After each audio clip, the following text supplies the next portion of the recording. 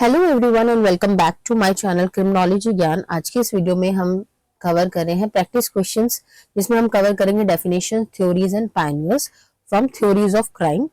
Also इसके अंदर जो है 25 क्वेश्चंस हैं और नेक्स्ट पार्ट जो आएगा इसका उसमें मैं 50 या 100 क्वेश्चंस के अराउंड रखूंगी ताकि आपका थोड़ा क्विक प्रैक्टिस हो जाए। ऑल्सो इसके अंदर ये जो प्रैक्टिस क्वेश्चंस है इसमें कुछ प्रीवियस ईयर क्वेश्चंस भी हैं एंड कुछ क्वेश्चन जो है मैंने बनाए हुए हैं, तो आप लोगों की एक अच्छी खासी प्रैक्टिस हो जाएगी और बहुत ही अभी लेवल जो है वो मीडियम टू मतलब इजी टू मीडियम रखा गया है level. So without any further delay, let's get into the video. So first question is, who among the following define crime as an intentional act or omission in violation of criminal law committed without any defense or justification and penalized by the law as felony or misdemeanor? Basically crime की definition है जो कि आपको परांजपे के starting में काफी सारी ऐसे क्राइम की डेफिनेशन देते हुए जो है काफी सारे पैनर्स मिलेंगे। तो ये स्पेसिफिक जो स्टेटमेंट है कि एक इंटेंशनल एक्ट होता है या फिर वायलेशन हो किसी क्रिमिनल लॉ का इन कमीशन या ओमिशन, तो विदाउट एनी डिफेंस और जस्टिफिकेशन और जिसे पिनलाइज भी किया गया है लॉ द्वारा, उसको क्राइम डिफाइन किया गया। ये जो डेफिनेशन है वो किसकी है और ऑप्शंस क्या है आपके पास? Sutherland, Paul Tappan, Blackstone, Garofalo. So ये जो डेफिनेशन है वो पॉल टपन की है। Option number B is correct. बाकी फॉर योर अंडरस्टैंडिंग आप सदरलैंड, ब्लैकस्टोन, गैरफेलो इनकी भी डेफिनेशंस को पढ़ सकते हैं क्योंकि ये भी एग्जाम में पूछा जा सकता है, तो आपको पता होना चाहिए कि किस डेफिनेशन को किसने दिया था। Next question is, the word crime is derive from the Latin word crimos. ठीक है, यहाँ से आपके दो क्वेश्चन बन सकते हैं कि क्राइम जो वर्ड है वो किस लैटिन वर्ड से मिलकर बना है, या फिर जो ये वाला क्वेश्चन है कि क्राइम जो लैटिन वर्ड क्रिमोस से मिलकर बना है उस क्रिमोस का मतलब क्या होता है। ठीक है, ऑप्शंस क्या आपके पास? To accuse, to harm, to जज, टू पनिश। तो करेक्ट आंसर क्या है? Option number A, that is to accuse. Next question, the principle nullum crimen sine lege means. ये जो है प्रिंसिपल है, इसका क्या मतलब है? एंड ऑप्शंस क्या आपके पास? No punishment without law, no law without punishment, no intention without act या no crime without law. So यहाँ पर क्या है? नल्लम मीन्स नो, है ना। No crime means crime, no crime without law, है ना। Sine means law, sine means without and lege means law. So no crime without law easy है कि जब तक लॉ में मेंशन नहीं है, अगर वो एक्ट उसने कर दिया है तो वो क्राइम नहीं होगा। Option D is correct. Next question is, Jeremy Bentham's panopticon refers to. तो ये जो क्वेश्चन है ये क्लासिकल स्कूल ऑफ क्रिमिनोलॉजी से आया है। पैनोप्टिकॉन किसे कहा गया है ये हमने बहुत बार अपने लेक्चर्स में भी डिस्कस किया हुआ है। So basically it's a prison architecturally design to maximise the ability of prison staff to observe inmates, है ना। एक सर्कुलर सा डिजाइन होता है। ये मैंने आपको जब मैंने आपको जेरेमी बेंथम का कॉन्सेप्ट पढ़ाया था, क्लासिकल स्कूल ऑफ क्रिमिनोलॉजी पढ़ाया था, उसमें मैंने पैनोप्टिकॉन का जिक्र किया है। अगर आपको डिटेल्ड वीडियो या डिटेल्ड पैनोप्टिकॉन के बारे में जानना है तो आप उस वीडियो को चेक कर सकते हैं। ठीक है, नेक्स्ट ऑप्शन क्या है? A prison system focused on rehabilitation through education, a form of community based correctional institution, a prison model based on solitary confinement without supervision. So correct option option number A है, that is it's a prison architecturally design to maximise the ability of prison staff to observe inmate. इसका जो structure है वो कुछ इस तरीके से बनाया गया था कि जो इनमेट है उसको ऐसा लगना चाहिए कि वो कॉन्टिन्यूस सुपरविजन में है किसी के। Next question is question number 5, according to Beccaria the prevention of crime fundamentally depends on. तो बेकेरिया ने अपने जो पनिशमेंट के वो बताए थे कि पनिशमेंट कैसा होना चाहिए टू प्रिवेंट द क्राइम। कुछ 3 पॉइंट्स बताए थे उन्होंने, है ना, 3 वर्ड्स बताए थे कि जो पनिशमेंट होनी चाहिए वो इस तरीके से होनी चाहिए।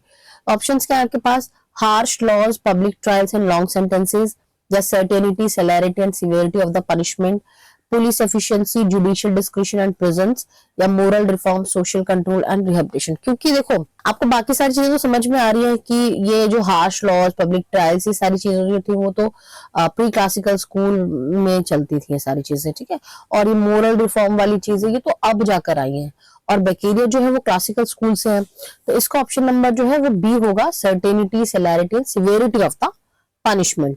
डिटेल में जाना है तो इसकी वीडियोस भी जो है मैंने चैनल पर डाल रखी है, उसको आप चेक कर सकते हैं, है ना। सबका एक एक वर्ड जो है मीनिंग मैंने, किसका क्या मतलब होता है, सर्टेनिटी का क्या मतलब होता है, इन सबका क्या मीनिंग होता है, वो सारा मैंने डिटेल में एक्सप्लेन किया हुआ है। Next question is ego is based on which principle. ये जो क्वेश्चन आया है कहाँ से आया है, जो हमने सिगमंड फ्रॉइड का साइकोएनालिटिक थ्योरी पढ़ी थी, उसके अंदर हमने ईगो सुपर ईगो का कॉन्सेप्ट पढ़ा था, वहां से क्वेश्चन आया है कि ईगो जो है वो किस किस प्रिंसिपल पर बेस्ड है। ऑप्शंस क्या है आपके पास, pleasure principle, moral principle, reality principle या social principle. So correct answer क्या है आपका, it is based on the reality principle. Next question, question number 7, who among the following conducted the Bobo doll study. ठीक है, ये बोबो doll study किसने conduct करी थी। ऑप्शंस क्या है आपके पास, Sigmund Freud, Ivan Pavlov, Albert Bandura या बीएफ स्किनर। तो करेक्ट ऑप्शन जो है एल्बर्ट बंडूरा है। बोबो डॉल स्टडी जिन्होंने करी थी, ये भी हमारा साइकोलॉजी के अंदर आ जाता है, तो क्रिमिनल साइकोलॉजी को अगर हमें समझना तो बोबो डॉल स्टडी भी हमको पढ़नी पड़ेगी। तो ये जो है एल्बर्ट बंडूरा का कॉन्सेप्ट है। Okay, question number 8 is the following statements relate to the Sutherland's differential association theory. Differential association theory है सदरलैंड की, उसके अंदर 9 प्रिंसिपल्स की बात करी गई है। तो ये जो स्टेटमेंट्स है वहीं से लिए गए हैं, आपको इसको अरेंज करना है सीक्वेंस में। ठीक है, तो पहला जो स्टेटमेंट है वो क्या कहता है, learning criminal behaviour includes techniques of committing crime and the direction of motives, drives, attitudes and rationalisations. Second statement is criminal behavior is learned in interaction with others through a process of communication. Third one is the principal part of the learning of criminal behavior occurs within intimate personal groups. Criminal behavior is learned. तो सबसे पहले तो ये fourth option ही correct है, मतलब पहले sequence पर जो आएगा वो हो जाएगा fourth one, criminal behaviour learn behaviour है। उसके बाद क्रिमिनल बिहेवियर जो है हम इंटरेक्शन के थ्रू सीखते हैं, through the process of communication. Then ये जो हमारा जो लर्निंग का पार्ट है वो इंटीमेट पर्सनल ग्रुप से इन्वॉल्व होता है, इन्फ्लुएंस होता है। एंड फोर्थ जो फर्स्ट जो होगा वो हो जाएगा हमारा last one, that learning criminal behaviour include techniques of committing crime, direction of motive, drive, attitude and rationalisation. Next question है क्वेश्चन नंबर 9। यहाँ पर भी हमें सीक्वेंस वाला क्वेश्चन है, लेकिन ये कहाँ से क्वेश्चन है, हमारा शिकागो स्कूल से। हमें जो आपका बर्गस ने जो कंसेंट्रिक मॉडल दिया था, है ना, याद आ रहा है, कुछ ऐसे सर्कल्स होते थे, जोन ऑफ ट्रांजिशन होता था आपका, सीबीडी होता था ना, सेंट्रल बिजनेस डिस्ट्रिक्ट जोन, ऐसे करके होता था। तो इस तरीके का बर्गस ने एक मॉडल दिया था, तो उसके अंदर आपको जो है अलग अलग जोन्स दिए गए थे, हमको उन्हीं जोन्स को सीक्वेंस में लेकर आना है। ऑप्शंस क्या है, zone of working man's home, suburban zone, zone of transition, residential zone. तो करेक्ट ऑप्शन क्या हो जाएगा, option number first, that is सबसे पहले आपका आ जाएगा जोन ऑफ ट्रांजिशन। यहाँ पर होता है सीबीडी ना, सेंट्रल बिजनेस डिस्ट्रिक्ट होता है, उसके बाद आता है आपका जोन ऑफ ट्रांजिशन। ठीक है, ये जोन ऑफ ट्रांजिशन, लेकिन हमारे पास सीबीडी है ही नहीं, तो यहाँ पे जोन ऑफ ट्रांजिशन से शुरू हुआ है, तो सी पहले आ जाएगा, फिर आपका आ जाएगा zone of working man's home, उसके बाद आ जाएगा आपका रेजिडेंशियल जोन, एंड देन आ जाएगा आपका सब अर्बन जोन। ठीक है जी। Next question, question number 10, which of the following theory emphasises irrational and unconscious motivations in explaining the criminal conduct. ठीक है, इनमें से कौन सी जो थ्योरी है वो इररेशनल और अनकॉन्शियस मोटिवेशंस की बात करता है। जब भी कोई पर्सन क्रिमिनल कंडक्ट करता है तो उसको एक्सप्लेन करने के लिए इररेशनल और अनकॉन्शियस मोटिवेशंस की बात करता है। ऑप्शंस क्या है आपके पास, social learning theory, differential association theory, routine activity theory या साइकोएनालिटिक थ्योरी। तो ऑब्वियसली जहां हम अनकॉन्शियस मोटिवेशंस की बात करते हैं तो वहां पे हमें ऑटोमेटिकली दिमाग में हिट करना चाहिए सिगमंड फ्रॉइड का नाम। तो option number D is correct, psychoanalytic theory, जहां पर वो अनकॉन्शियस मोटिवेशंस की बात करता है, ईगो सुपर ईगो की बात करता है। Next question, question number 11, the use of range of architectural and environmental measures design to reduce crime. Crime को रिड्यूस करने के लिए, प्रिवेंट करने के लिए हम एनवायरमेंट में ही कुछ चेंजेस करते हैं ताकि क्राइम को रिड्यूस किया जा सके। तो इसमें क्या ऑप्शंस करेक्ट होगा, demonetisation, demonisation, denial, defensible space.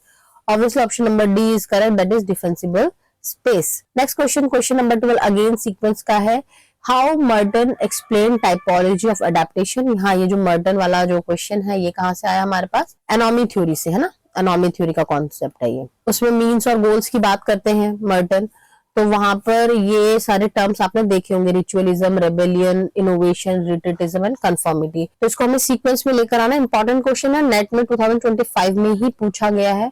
तो सबसे पहले जी आपका आ जाएगा कंफर्मिटी। ठीक है, कंफर्मिटी आ जाएगा, ये पहले नंबर पर आ जाएगा। कंफर्मिटी के बाद आ जाता है आपका इनोवेशन, है ना। इनोवेशन के बाद आ जाता है आपका रिचुअलिज्म, फिर आ जाता है आपका रिट्रीटिज्म एंड लास्ट में आता है आपका रेबेलियन। इससे रिलेटेड वीडियो भी मैंने चैनल पर अपलोड कर रखी है, वो भी आप चेक कर सकते हैं। Next question, question number 13, Edwin Sutherland definition defined criminology. ठीक है, एडविन सदरलैंड की क्रिमिनोलॉजी, एडविन सदरलैंड ने जो क्रिमिनोलॉजी को डिफाइन किया वो कैसे किया हुआ है। ऑप्शंस क्या है आपके पास, process of making laws, of breaking laws and of reacting toward the breaking of laws. Second option is process of crime, modus operandi and arrest. Third option is criminal crime and victim. Fourth one is process of crime detection and penal process. So first option is correct, process of making laws, of breaking laws and reacting towards the breaking of laws.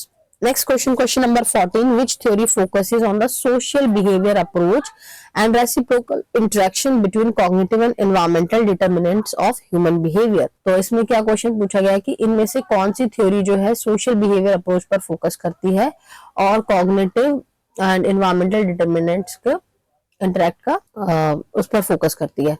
तो options क्या है आपके पास, social learning theory, labelling theory, social control theory या differential identification theory. तो correct option क्या हो जाएगा आपका, social learning theory. Next question, question number 15, who classified criminals as born, occasional, passionate, insane and habitual criminal. अब यहाँ पर आप जैसे बॉर्न क्रिमिनल या बॉर्न क्रिमिनल देखेंगे या इंसेन क्रिमिनल देखेंगे तो मे बी आप कंफ्यूज हो सकते हैं कि ये लॉम्ब्रोसो ने दिया था, बट यहाँ पर आप 5 कैटेगराइजेशन देख रहे हैं। तो उसी टाइम पीरियड में जो एनरिको फेराई आए थे तो उनका ही ये कॉन्सेप्ट है। Next question, question number 16, who concluded that capitalism as the potential cause of criminality. तो कैपिटलिज्म को क्रिमिनलिटी से जोड़ा ही विलियम बॉन्गर ने था। तो करेक्ट ऑप्शन जो है ऑप्शन नंबर बी हो जाएगा, that is William Bonger. Next question, lifestyle theory is also called. यहाँ पे life course theory is different, lifestyle theory is different. तो आपको ये चीज ध्यान रखने की, लाइफस्टाइल थ्योरी पूछा गया है आपसे, तो लाइफस्टाइल थ्योरी को और क्या कहते हैं। ऑप्शंस क्या है आपके पास, differential association theory, rational choice theory, situational choice theory या रूटीन एक्टिविटी थ्योरी। तो करेक्ट ऑप्शन है option number D, that is routine activity theory. Next question, question number 18.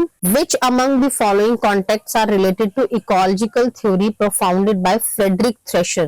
Frederick Thresher ने जो ecological theory दी थी उसके कॉन्टेक्स्ट में कुछ चीजें हैं, वो हमें बताने की कौन कौन सी सही हैं।